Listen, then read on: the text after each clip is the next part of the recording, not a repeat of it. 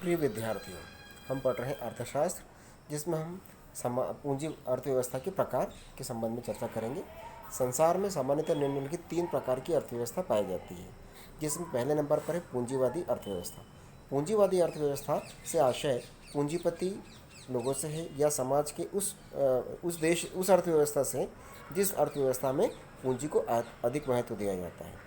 जैसे हम देखें कि हमारे यहाँ देश में कई बड़े बड़े उद्योगपति हैं, उद्योग धंधे स्थापित करते हैं, उद्योग धंधा संचालित करते हैं, और ये बड़े बड़े जो उद्योग धंधे घराने हैं, यदि ये उद्योग अपना बंद कर देते तो हमारे देश की अर्थव्यवस्था प्रभावित हो जाए। तो ये इन लोगों के ऊपर हमारे देश की काफ़ी अर्थव्यवस्था टिकी हुई है, जिनका हमारे देश में कई व्यावसायिक बड़ी बड़ी गतिविधियाँ संचालित करने का कार्य होता है, जिसमें ये इनका स्वयं का पैसा पूंजी के रूप में व्यापार में लगाते हैं, लाभ प्राप्त करते हैं और हमारे देश में आर्थिक गतिविधियां संचालित करते हैं। तो ऐसी अर्थव्यवस्था जिसमें पूंजी पर महत्व दिया जाता है, धन पर महत्व दिया जाता है अधिक, ऐसी अर्थव्यवस्था पूंजीवादी अर्थव्यवस्था कहलाती है। इस पूंजीवादी अर्थव्यवस्था में उत्पादन के साधनों पर निजी व्यक्तियों का स्वामित्व होता है। प्रत्येक साहसी अपने लाभ को अधिकतम करना चाहता है, ये उसका है। 3rd नंबर पे है, लाभ को अधिकतम करने के लिए उत्पादकों में स्वतंत्र प्रतियोगिता होती है। साहसियों को आर्थिक स्वतंत्रता प्राप्त रहती है। पूंजीवादी अर्थव्यवस्था में उपभोक्ता सम्राट की तरह होता है, क्योंकि उसकी मांग के अनुसार वस्तुओं का उत्पादन किया जाता है। वस्तुओं की कीमत का निर्धारण स्वतंत्र रूप से मांग और पूर्ति के संतुलन द्वारा किया जाता है।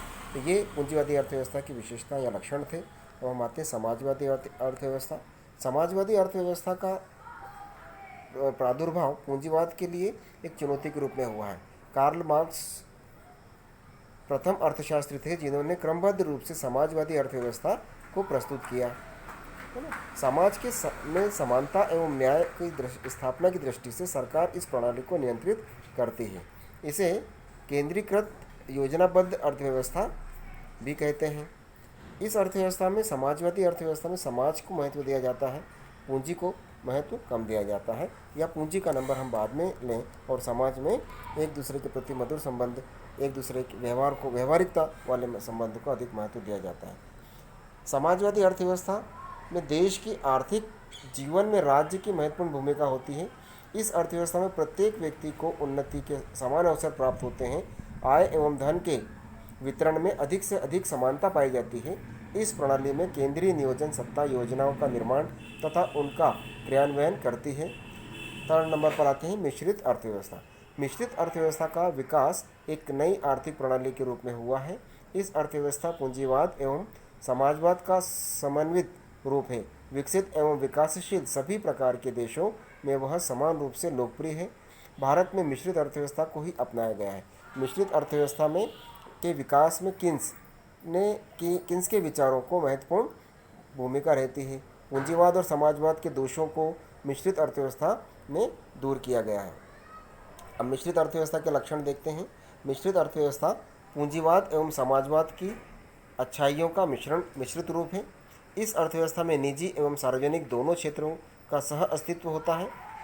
इस अर्थव्यवस्था का उद्देश्य देश का तेजी से नियोजित आर्थिक विकास करना होता है। इस आर्थिक प्रणाली में सार्वजनिक क्षेत्र और निजी क्षेत्र के अतिरिक्त संयुक्त क्षेत्र भी कार्य करते हैं, भी क्रियाशील रहते हैं।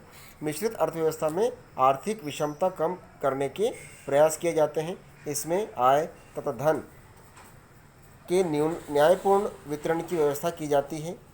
इस अर्थव्यवस्था में व्यक्तिगत स्वतंत्रता को नियंत्रित रूप से महत्व दिया जाता है। इस प्रकार ये हमारे अर्थशास्त्र के 3 प्रकार हैं।